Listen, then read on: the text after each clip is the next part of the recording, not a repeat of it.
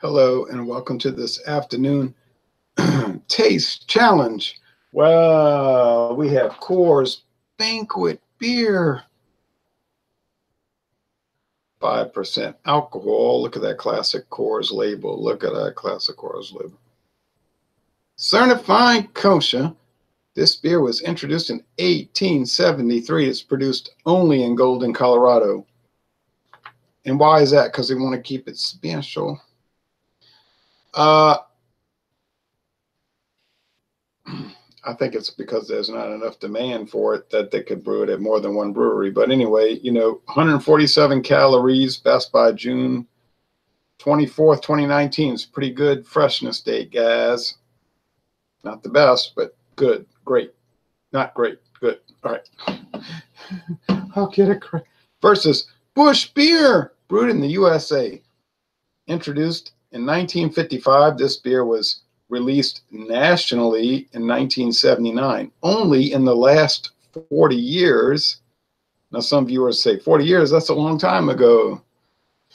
It is. And I remember I went to this conference at the University of New Orleans in 1985. My grandfather was like, "You want to go to this conference?" It was during the summer. I said, "Sure." Coors. And it was called 40th Anniversary of Peace in Europe. And it was a World War II conference where they had different speakers. And it was the 40th anniversary of the end of World War II in Europe. And I remember thinking, man, 40 years, it's been 40 years. And all those World War II veterans were like in their, like 65 to 70 years old. And I was thinking, look at all these old guys, 68 years old, 67 years old. They were getting around pretty well. And I can literally remember when they still had World War II veterans that were in their late 40s. My mother telling me, "See that guy? He was in World War II. He's 47. I was like, oh, okay. But anyway, all right. Well, I noticed one thing about the Coors. The head dissipated like instantly. And the Busch beer, the head's not dissipating instantly. Now, this is the United States of America version these days, 4.3% alcohol. Yeah, I know that's not that great. The calorie count is what? Yeah, they don't put it on the can. It's like really low, man.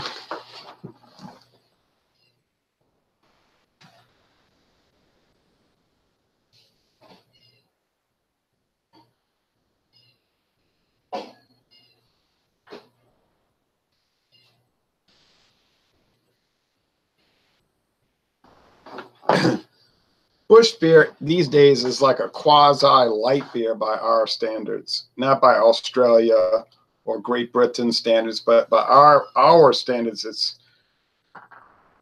nearly a light beer. So the question is, why buy Busch beer when you could just get Busch Light, which is 4.1%, even less calories, in the same price? Because Busch beer doesn't really have that many more flavor notes. It's not that more luxurious. Yeah, you're right. I was at the store this morning and I saw Busch in the 12-pack of bottles. I bought the cans because they were fresher.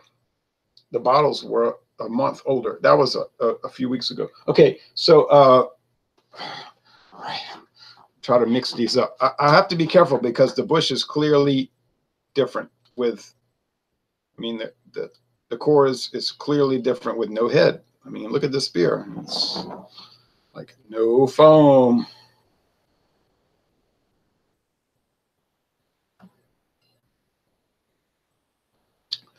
I saw this thing in the Advocate newspaper, New Orleans Advocate newspaper today about Jewish food. And it was going on, and they were talking about macaroons, and I was like, I didn't know macaroons were Jewish food. And then they were talking about how they had this thing called something stew.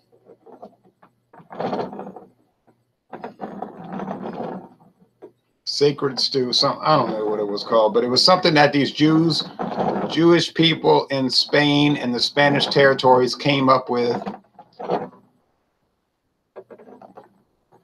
where it was like a stew, but it had no shellfish and no pork in it. And they would eat that. Like the Spanish government, remember, under who was it? Felipe the, I don't think it was Isabel, Ferdinand and Isabel, but I think it was Felipe II. He was saying it wasn't Joanna, but they were saying the Spanish government in the early 1500s, remember, said no one can stay in this country unless they're Catholic. You must be Roman Catholic. So all Jews, all Muslims must convert. Well, they didn't really want to do it, so they would convert, but they would do all kind of like subterfuge, like eat a stew with no shellfish and no pork in it. And then in Spain, people would be watching. Look, they're eating stew. It's got no shellfish. It's got no pork. They're cryptos. They're cryptos. And then Torquemada would have them arrested and processed, you know. In the Kingdom of Spain, if you were found out to be not truly Catholic, but being a crypto something else, then you would be processed out. Like maybe later on in the history of Europe, you might have been evacuated eastward or something, you know. So they would do all kind of things like that, like say a prayer, but their fingers would be crossed. I think that's where that started, crossing their fingers. And people would be watching. They had special agents in Spain be watching. His fingers are crossed. His fingers are crossed. He's a crypto. And so they wanted to process them out, or usually they would just kick them out, not give them, like, so to speak, special treatment, but kick them out to Hispaniola or Puerto Rico or Mexico or New Spain, which is America, you know, Tejas, Nuevo Mexico, you know, areas. But so that was very interesting. And so then the Coors kind of fits into that because it's a kosher beer, and then there's the history of, like someone told me, the Jewish people in Denver, Colorado. And I know there's viewers that will say, "Oh, you just favor it because you have a Jewish, your second cousin is Jewish, and you know you got some background." Okay, but then again, there's one problem. I'm not necessarily obsessed with all of that, you know. So, but I was thinking this morning. I said macaroons. I wasn't aware about macaroons, you know. But I was thinking, if they're doing an article about Jewish food, they should do an article about Jewish beer. But whatever, you know. Okay. But one thing you'll notice is there's hardly any. Well, maybe there is none. Maybe there's no kosher Anheuser-Busch InBev products. Why? That must mean something. They have a secret agenda.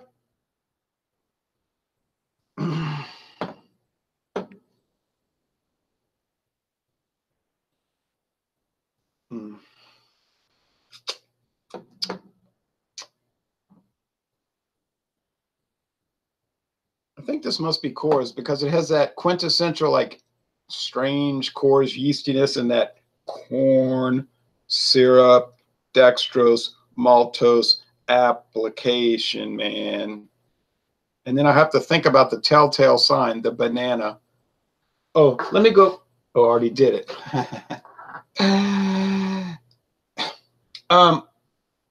The banana. Now the banquet you would think would be thin nondescript, and, well, let's be honest, kind of bland, you know. Do I hate Banquet? I mean, what do you call that? Busch. No, I don't hate Busch. I just find it bland. You know, it's fine. It's overpriced. I wouldn't pay what they want. I don't find its price particularly value, and it's unusually thin these days. But let's see, 4.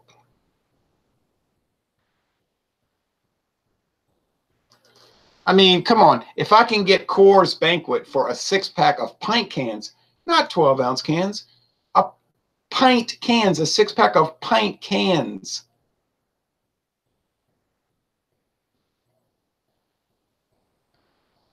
For what was the price again? Oh, I forgot. My short-term memory is not. Let's see. Oh, yeah, that was what it was. Times. Oh, never mind. 4.8.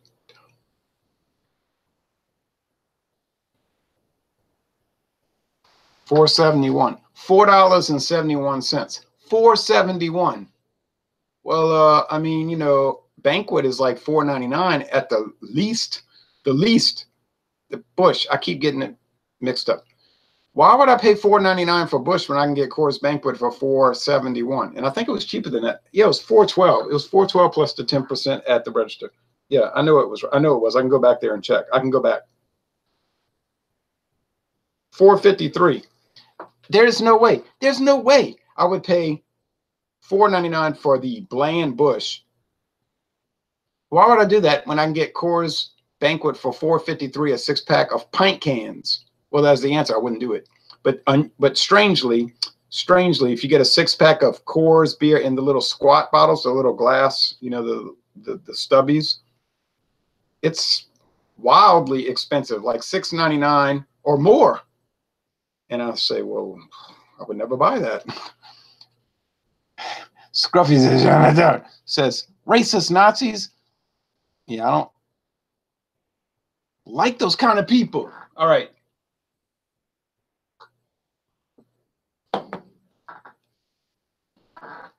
I was laughing to myself this morning. I said, later on, I'm going to do a taste challenge. Haha. It will be no kind of challenge because it's too obvious. It's like there's that banana note from the Belgian yeast that the Budweiser, it's really going off the rails now. The Coors uses. And it has that quintessential Miller Coors yeast corn / thing. You don't even know how to describe it. You have to try it. But you never mistake it for Busch. Yeah, it's Banquet. I mean, you know. Now the Busch. I don't know why my eyes are closed because it's.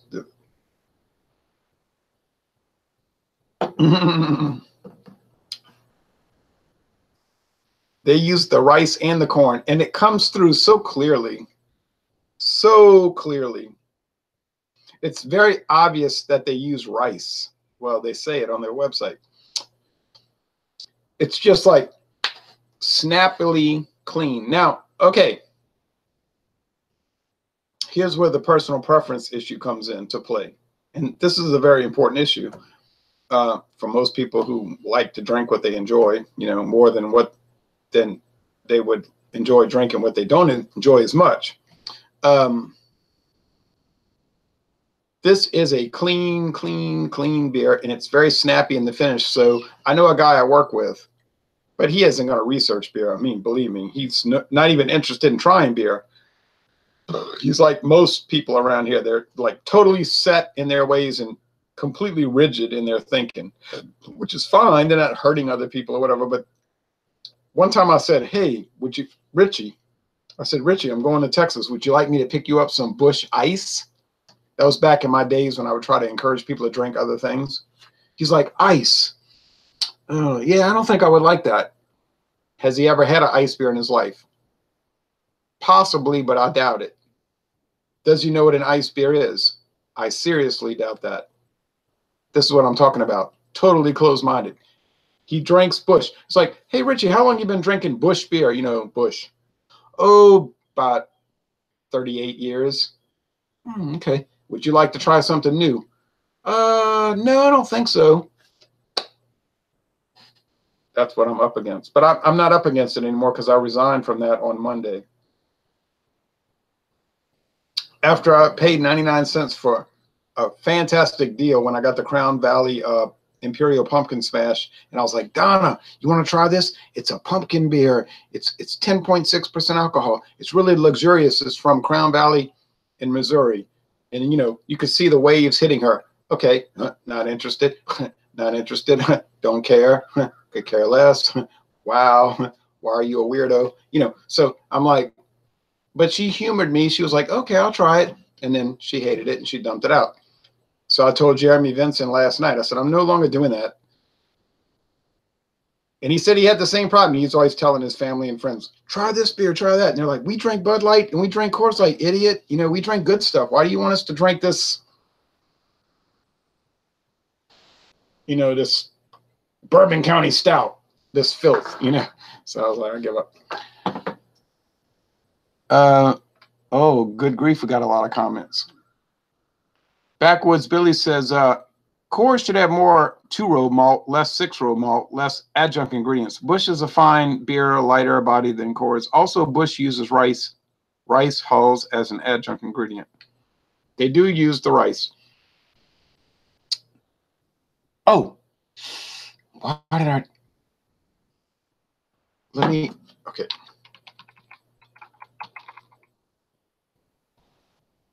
I want to bring back the Coors website because they list their hops now.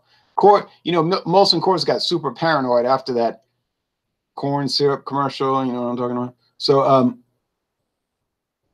but maybe they need to be paranoid. Paranoid might help them get their act. I wouldn't say together, but more together because they have a good website. I can't really go after them too much. But let's see. Ingredients. While that's coming up, I'll read the comments. Coors Banquet for me, says Jeremy. Stephen Reed says, Busch is one of the cheapest beers in my area. It ain't the case here. About $4.49 a 6-pack. No way, never. Not in this town.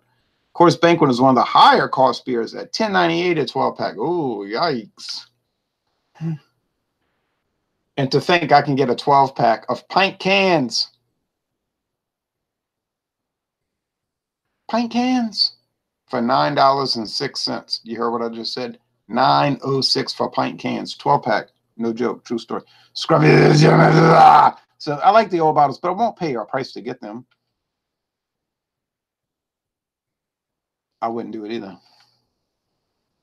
Backwoods Billy says Genesee Lager 30 packs is $12.98 to $14, depending where you purchase it. Well, that's unheard of here in Louisiana. And furthermore, we can't get Genesee of any sort, but I love the cream ale. One of the lager, I'm not too thrilled with, but the cream ale, the Genesee cream ale is one of the champions of the modern cheap beer world. And I thoroughly believe that. Stephen Reed said, I love the stubby Banquet bottles to keep cold longer. Backwoods Billy says, Busch uses corn and rice. Note, Busch is AB InBev. That's right. You're right about that. Corn and rice. Backwoods Billy says, corn is slightly sweeter, whereas rice is drier. Yes, that's true. The brewer's syrup is odorless and colorless. Yes. The flaked maize has taste rice hulls. I pour my beer into a frozen glass that stays cooled for a long time, and it's an ice beer, essentially, he's saying.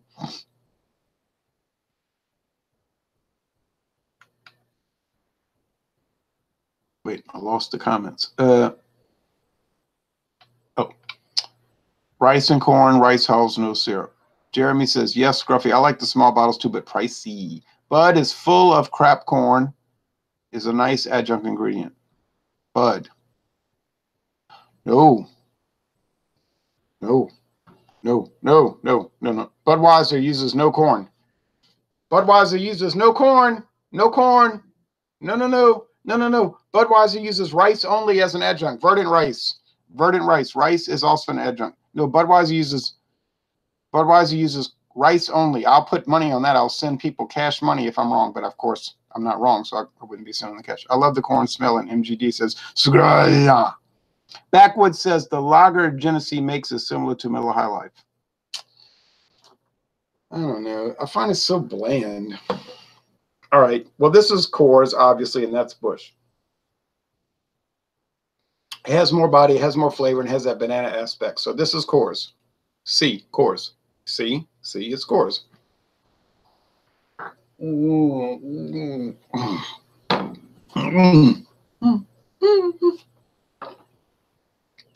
Oh, I'll tell you what, after drinking that Gibson's Finest, this is a nice counterpoint where I can choke some, I can, gulp it down without retching. I mean, I shouldn't say all that because the Guinness, almost said Guinness. Wow, it's really getting bad. No, the Gibson's Finest Rare is not horrible. It's not horrible. Oh, it's terrible. I'm talking about a Canadian whiskey. But, oh, my goodness, when you put it up against other Canadian whiskeys, it's not good. I mean, I can get the Canadian Limited, the Canadian, the Rich and Rare, and I have a suspicion the James Fox would be the same thing. And they're so enjoyable relative to the Gibsons. They don't have that strange bite and that smooth as a sandpaper presentation. This thing is just smooth, enjoyable. You can gulp it down. It's just thoroughly great, in certain contexts. All right. Now, I've been collecting cans for a long time, as you know. Uh-oh.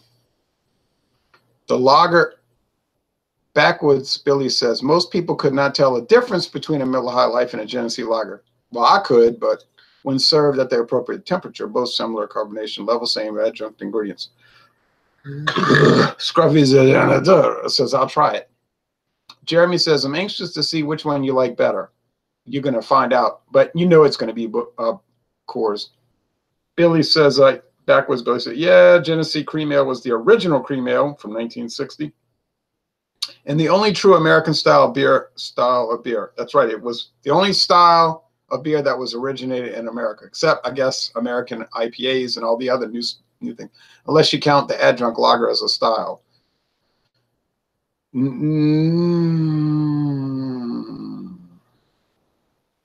Well, maybe it is a style. Backwoods Billy says Coors will win. Oh, yeah, easily. Here's an old Busch can from back in the old 5% alcohol days. Yeah, I missed those days. Look at that. This is from 1996, Busch, with the old Anheuser-Busch Eagle logo. I like this can because there's so much ice. It's like mountains and ice, like you're pulling this can out the ice chest. You know what I mean? You just know it's going to be cold. And it's best before the June. Okay, June 7th of 2001. Whoa. And here's Anheuser-Busch. They always throw in that shade at people. There's nothing artificial in this product. It's brewed from water, barley malt, cereal grains, hops, and yeast. What are the cereal grains? Well, we know the rice and the corn syrup. A natural aging and natural carbonation. Born on date. Oh, it's born on. Oh, that's right. That's when they had the born on dates. Right. Okay. Born of natural ingredients, smooth, refreshing. Yeah. I don't know why they dropped it from 5.0. Well, it was like 5.0 or sometimes 4.9, that would waver a little bit. But that was a nice ABV, 5% alcohol. I don't know why they dropped it to 4.3. I remember when it happened, I was like, why did they do this? And here's a later can when they took that line and they did it at an angle and kind of updated it. Busch. I went to Busch Stadium in St. Louis one time about 10 years ago, and they had pint cans of this, pint cans for $9. And I was saying to myself, yeah, right, I'm going to pay $9 for a can of Busch beer, I'm sure. That'll be the day. I'd rather sit through a game being thirsty the whole game instead of doing that. But I mean, they have water fountains. I'll just drink the water. I'm not going to pay $9 for a pint can of Busch beer. I don't care where I am. That will not happen in my life. This is Best Buy. Oh, sorry. I'm so used to Best Buy now. Born on July 18, 2002. Okay. Yeah, I got a little can collection. Now, okay, I like Coors better, but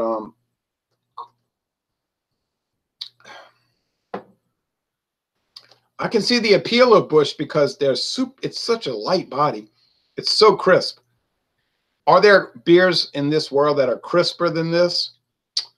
There might be. There might be. But it would be a very close call. And this, you know, we're talking about the Brewed IPAs, and then Jeremy was saying, or somebody was saying, oh, I would like to try the Brewed IPAs that you tried and all. Those are nice, but they're ales, and they never quite can get to that crispness that you get with a lager because of the processes involved in brewing and finishing the products. You got to admit, I mean, Busch beer is one of the driest and crispest beers on the planet. Now, I know the Canadian viewers are going to say, oh, wait, in Canada, it's 4.9 and sure. Would I like to try the Canadian brewed Busch? Yeah, I would. Would I like to try the European Busch? Yeah, the South African Busch. Yeah. But I get this, so this is what I get to try.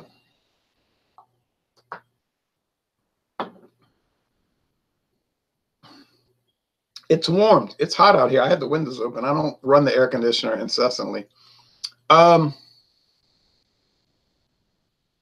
Now that it's warmed, are there off flavors and aromas? No, there are not. Is there anything, what do you say, awry with it or inferior with it? Is there anything defective with it? Absolutely not. Absolutely not. I prefer the Coors. I prefer the Coors. I would buy the Coors because I can get it a lot cheaper per ounce here. Talking about here. I can't answer for your area. On the other hand, to be fair, and I have to be fair, I don't like to come on here lying and trying to play favorites. I won't do it. I don't care if I get no views and everyone turns their backs on me. I can't help it. I'm not going to play favorites. I won't do it. I didn't start this channel to get popular and to say, oh, I got likes and subscribers. It's nice. I enjoy it, but I didn't do it for that reason. I just wanted to address each beer as they come. Are there flaws with Busch beer? Now, I've been drinking Busch beer for 23 years, and I've yet to detect a flaw. I'll go get a little bit more.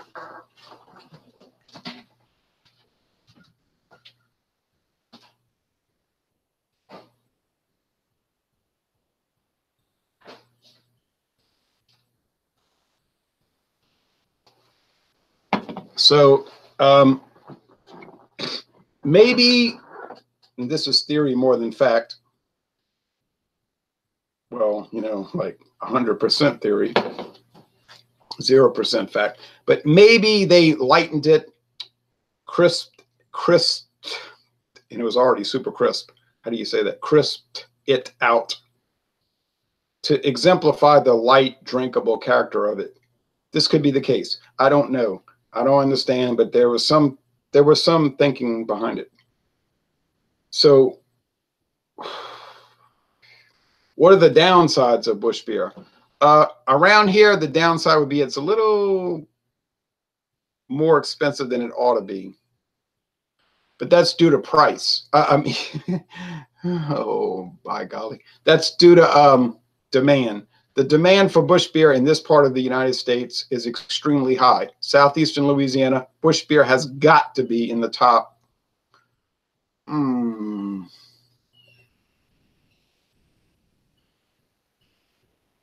or 6 beers. There's no way it's lower than that. It's incredibly popular. I talk to the people that are in the know, the distributors, the bulk merchandisers, the salesmen. They say it is unbelievable.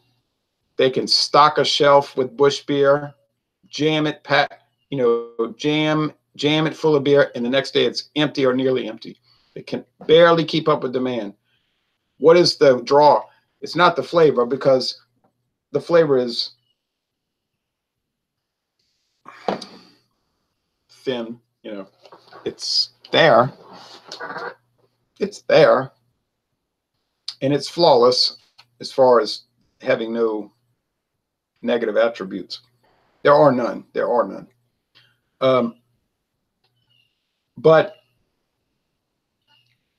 for whatever reason, and it's not marketing, because when's the last time you saw a Busch commercial on television? When's the last time you saw a Busch billboard? When's the last time you heard a Busch radio ad? When's the last time you saw a Busch magazine advertisement? Yeah, you get what I'm saying.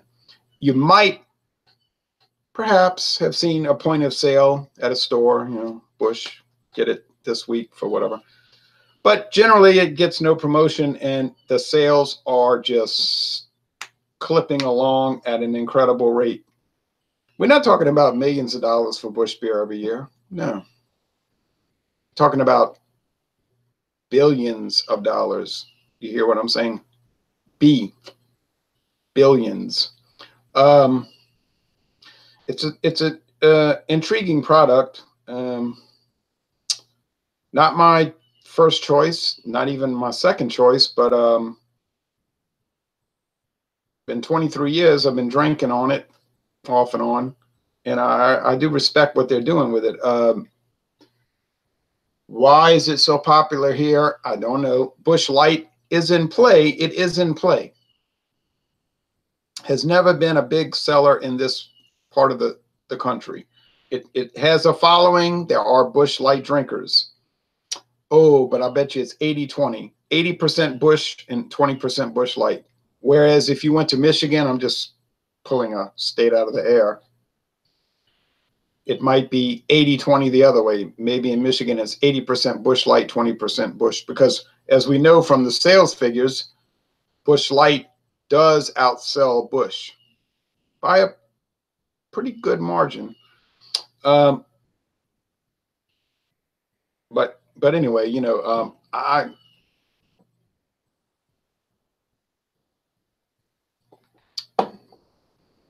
yeah.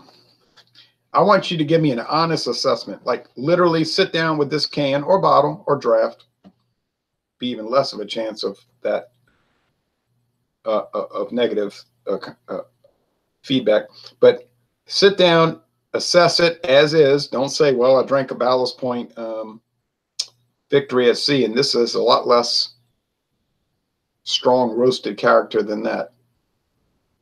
Yeah, because that's an Imperial Porter, and this is American Adjunct Lager, verging on light beer. So why are you even bringing that up?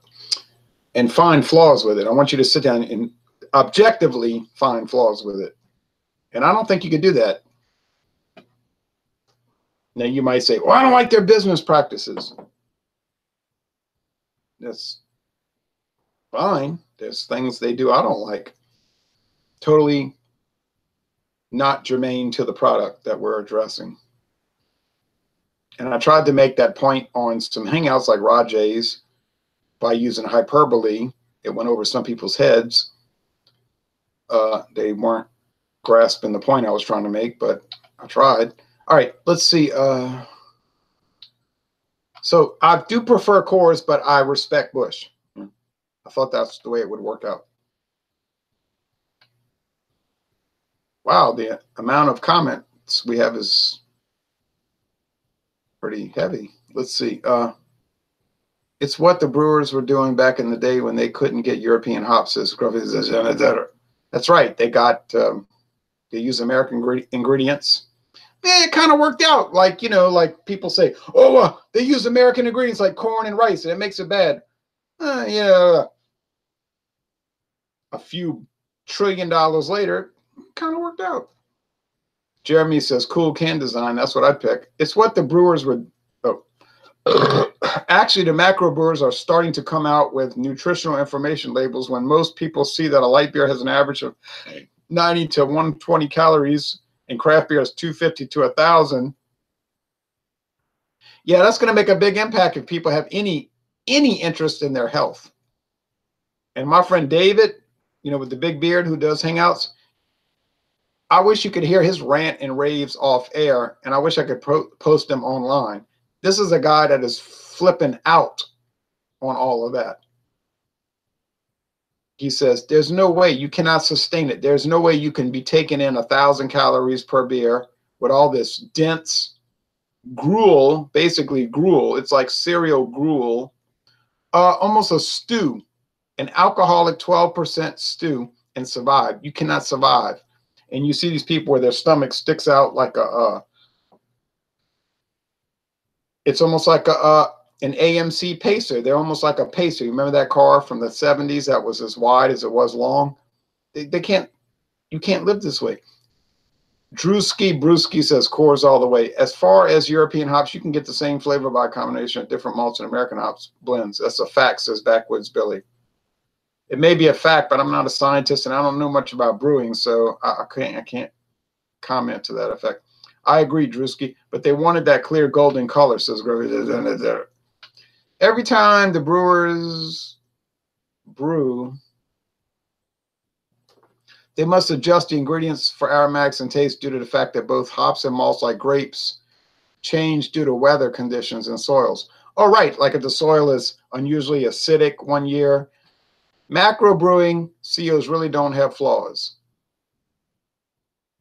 Crispified says, did you see that Microsoft is coming out with brewing software that picks up different tastes before the beer is brewed based on a new or existing recipe plus the difference in hops?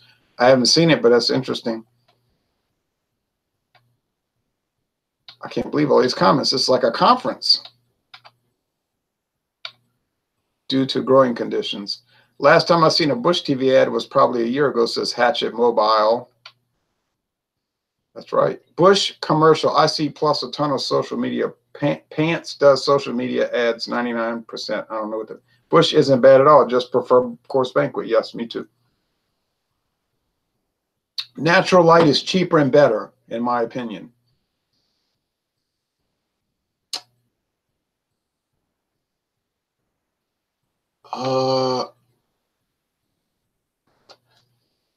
It's certainly not worse. It's had some Super Bowl ads in recent years, says Archie Bunker. Backwoods says Pabst does social media ads 99% of the time. Yes, that's true. In mid-Missouri, Busch Light easily eclipses Busch, says Jeep and Foodie. Busch Light is even on draft at many locations. That would be unheard of in Louisiana. I mean, literally, that would never happen. People would pay bar prices to drink Busch Light at a bar or a restaurant. Oh, Lord. You can improve a lager by adding more crystal malts and a touch of Vienna malts. Crystal sweet, Vienna nutty and sweet. Crystal rye, sweet and spicy. Add in some Morris Otter's malts. Oh, Maris Otter, and we'll add some Piscador. I'd personally rather have an Anheuser-Busch, says Hatchet Mobile. Jeremy says, David is right. Drinking a bunch of craft beer not in moderation will lead to weight or health issues. Backwoods said, everything in moderation. Personally, I drink more macro beers. Cheaper plus is healthy plus a workout. Drewski Brewski says, cheers. Backwoods said, whereas wheat adds more body, better head retention. Also, hops add to head retention. Never seen Busch Light on draft ever in Tennessee. Look, y'all, I've never seen Busch Light on draft anywhere in my life, and I don't think I've seen Busch on draft. Okay, here's Coors Banquet ingredients. Here's a very interesting story here. They say, get ready, people.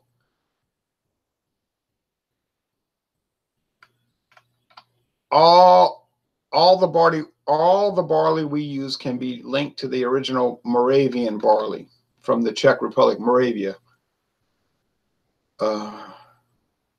They're saying now, I don't know. They're saying the foothills of the Rockies high country resembles the Moravia region of the Czech Republic. The elevation is similar. The days are warm. The nights are cool. This results in the perfect place to grow our barley.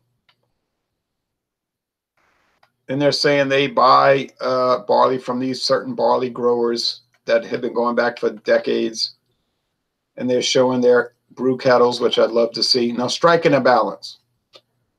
Striking a balance. They're showing a guy reaching into some hop pellets in a bucket. Adolf Coors' recipe called for a greater addition of aromatic hops to bittering hops. Our subtle blend of Chinook, Hallertau, Hercules and Terrace hops gives Coors Banquet just the perfect hint of bitterness to offset the malty sweetness. So they're saying right here on their website, 2019, they use Chinook, Hallertau, Hercules, and Terrace hops. Well, it's a good beer. You know, what do you want me to say? I remember looking at the old Busch website before they reconfigured it. They were talking about they used Moravian barley from their farm up there, an Anheuser-Busch owned farm, and they used Hallertau, Tettnanger, and Saz hops. That's what they said on the website. I know you like glassware, but without it, do you prefer Coors Banquet out of the stubby bottle or can? Oh, I never noticed any difference, honestly. Jeremy says no Busch Light on draft here either. Oh yeah, Backwoods said, oh yeah, Coors Light, Bud Light Platinum, Natural Light on tap here with other macro lagers plus craft beers. Valentin George. Oh, there's a name I haven't heard in a while. Oh, Valentin George. Hello, long time. Boy, that's for sure. Hello, Valentin George. Thanks for watching. I would rather have bottles than cans almost every beer I was drinking. If not, and not. Yeah, I would rather have bottles too, but I'm not paying twice the price. No way.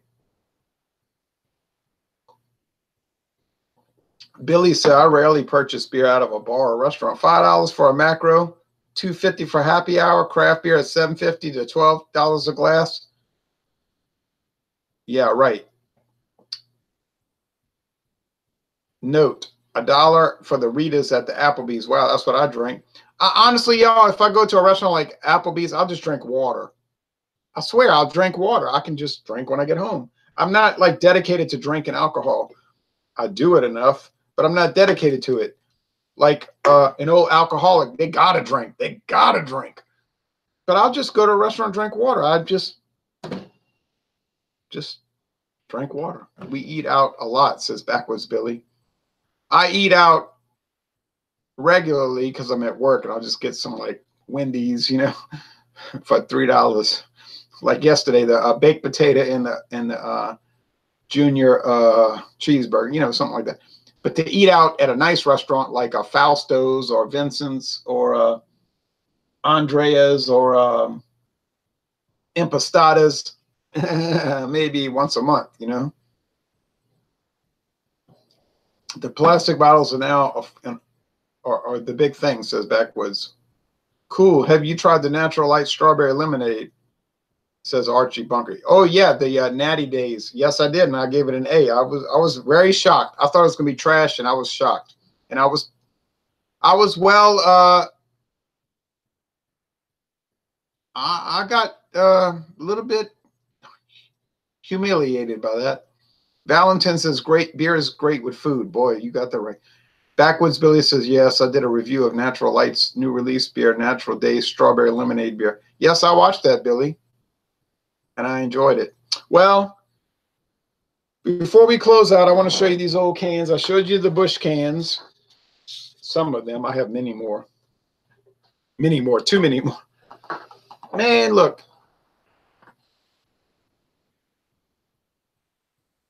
Back in 1996, I bought this gold can. I said, look at this gold foil Coors Banquet beer can. Look at that. I was like, I'm buying this. I got a 6-pack of it. I was always buying 6-packs of beers. Well, I mean, I still do it, but you know,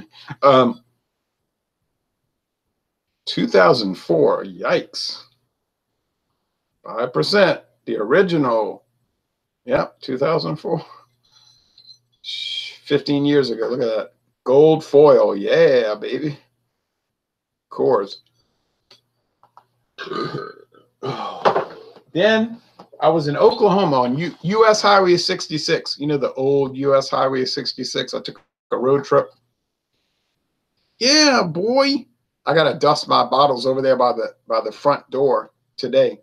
I dusted all the rest of my bottles, and I forgot that. Look at this Busch bottle. Remember these old bottles? Then they did the Prohibition, what was that called? That 1919 Prohibition beer. You saw that in that battle, that bomb. Nobody bought it, even though it was really good. Here's this Coors bottle. It's got this embossed back on it. It's all glass, you know. It's like textured. Coors, the original Coors, 5%. Oh yeah, that's a sweet. Well, that's a sweet bottle. I think I bought this at where did I buy this? In New Orleans, somewhere by the lake, by the river. It's even got this little notch out on the back, like a whiskey bottle. Like, yeah, like you got it on a rack, you know, like it's on a whiskey rack. Yeah, right, sure. But I think I got this at Krabby Jack's, which went out of business. But right near the river, choicest barley and hops. Choicest hops and rice. Yeah, I told y'all Coors used. Oh wait, yeah. What am I saying? That's the thing today. Coors and Busch both use hops and rice. Uh, drank too much. Corn and rice. Corn and rice. Yeah, they use a combination of corn and rice. That's right. Busch and Coors both use corn and rice. Forgot about that. And then here's a really old bottle. I was forever collecting. Look at this old bottle. It's fading. You know, it's so old. Look at that. Look at that. Ooh. That's sweet. Oh, baby. Coors. The red is fading. You know, red is the word. But I'm not going to live in some kind of hyperbaric chamber. If the bottles fade, I'll just throw them out. I want fresh air in my house. I'm sorry. Oh, man. I got to dust these bottles. All right. Well, so I prefer Coors, but I like Busch, and I always like Busch, unless they make it bad. You know. Last comments. No more taste challenges today. No, this is it. I'm going to finish off the Coors and the Busch, and that's it. That's it for the day. I swear. That is it. Tomorrow I might do Budweiser versus Coors before I go to the baseball game. Remember when Michelob was in gold foil and the bottle was shaped like a woman's body? It was sexy, says Backwoods Billy. I do remember that. But they wanted to cut costs, so they got rid of that. Ronald, do y'all get Michelob Golden? Oh, you talking about Michelob Golden Draft? No, no way. They don't even sell it in Missouri. They might have had it at the stadium, but I was at the brewery and they said we don't even sell that in Milwaukee. I mean I'm sorry. In trying in St. Louis because it's only sold in like Iowa, Minnesota, Wisconsin, Illinois. Yeah, I've had the. Hey, wait, why am I apologizing? He said Michelle Golden Draft. Michelob Golden Draft. I've had it. Yes, I bought it in Minnesota. Yes, I like it a lot. Backwoods Billy says InBev Industry Magazine at the Brewers Convention, they had direct print to bottles machine. What? 90s bottle there. Nice collection. Do you collect only American beer, says Valentin George? Yeah, because I mean, I can't get everything. And it got out of hand. I was having European beers. I had Asian beers like the Almata from Beirut, Lebanon. And I was like, I can't do this. It's too many beers. I can't keep everything. So I just started throwing stuff out. I got rid of all my light beers. I just couldn't keep up with it. It was too many. All right, well.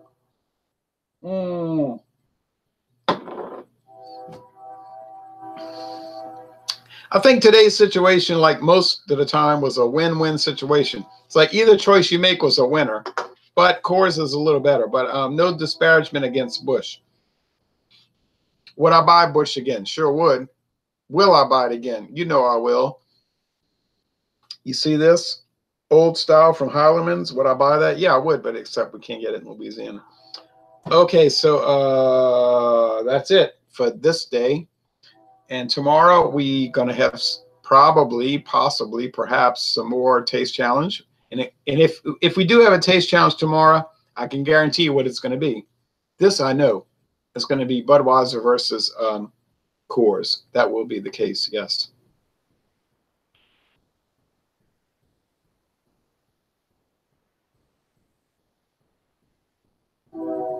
Jeep and Foodie says Michelob Golden Draft Light is sold in Sedalia, Missouri in bottles and on draft.